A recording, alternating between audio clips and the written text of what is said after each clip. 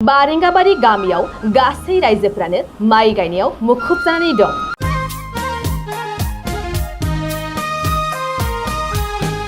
बाक्सा जिल्लानि सालबारि महकुमानि बेन्दोंआव थानाय मानास माहारियारि नांजाबनाय बारेंगाबारि गामिनि थागिबि सुबुंफोरा ओरैनो थायाबाला गावनि उदैखौ सुफुंनो थाखाय माइ गायनायनि खामला मावनायखौ नुनो मोन्दों।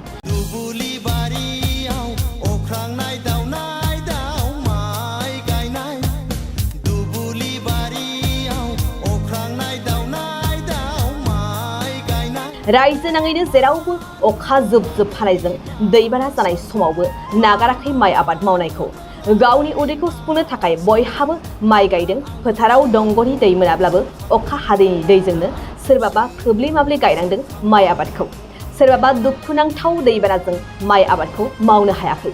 बोसोरसेनि जानाय आदारखौ बोरैहाय दिहुननो हानो? सप्तासे जाबाय। दिनै शुक्रबार ना, समबारनिफ्राय गाबोन जोबसिगोन शनिबाराव। दै लोमबाथ' मोना, आथिं बोरि बोरियाव मोनगोन आरो मा।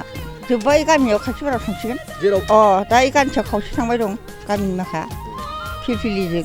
बहानो हायाबाबोथ' गायनांबायना, मा उफाय एख' गैया।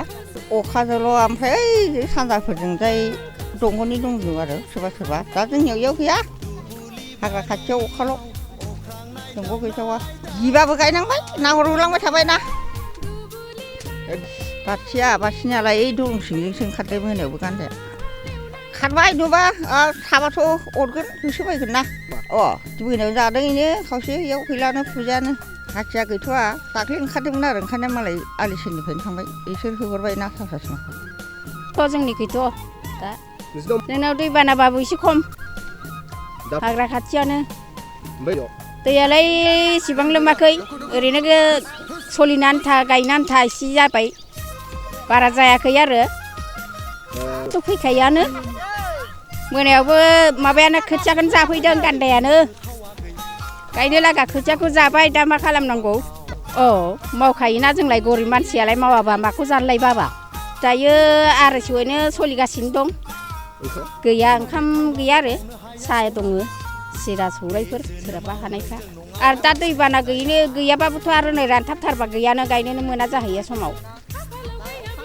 अखा बेयाव जोंनाव दंग'आनो गैखायाना बेखिनियाव। बेलेखै दं, जोंनि बे बारेंगाबारियाव दंग' दारिया गैयाना। अखा हायाबा गायनोनो मोनखाया, अखा हानायखायसो दा। मोनसे फोसावथाय खैराबारि उपेन्द्र नेशनेल एकाडेमि फरायसालियाव देग्लायनिफ्राय 10 थाखोनि मुं थिसननाया सोलिगासिनो।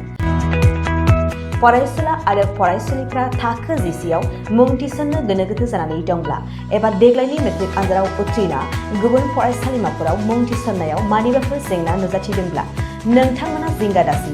खैराबारि उपेन्द्र नेशनेल एकाडेमि फरायसालिया नोंथांमोननो थाखो 10नि सोलोंथाइ लानो खाबु होदों। आरो बे फरायसालियाव दा मुं थिसननाया सोलिगासिनो दं। बे फरायसालिया उदालगुरि जिल्लायाव दं। मख'जाथावदि बे फरायसालियाव देग्लायनि मेट्रिक आनजादाव गासै 80 सा फरायसुला फरायसुलिफ्रा गासैबो मोजां जौखोन्दो लानानै उथ्रिसार जानो हादों। बे फरायसालियाव थानो थाखाय हस्टेलनिबो सुबिदा मोननो हागोन।